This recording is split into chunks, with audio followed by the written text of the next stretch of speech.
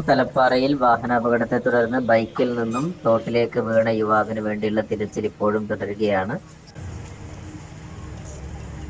നിലവിൽ യുവാവിനെ കണ്ടെത്താൻ കഴിഞ്ഞിട്ടില്ല. ഫയർഫോഴ്സും സിവിൽ ഡിഫൻസ് അംഗങ്ങളും പോലീസും അതോടൊപ്പം തന്നെ വിവിധ സന്നദ്ധ സംഘടനകൾ ഉൾപ്പെടെ തിരച്ചിൽ വിവിധ മേഖലകളിലേക്ക് വ്യാപിപ്പിച്ചിട്ടുണ്ട്.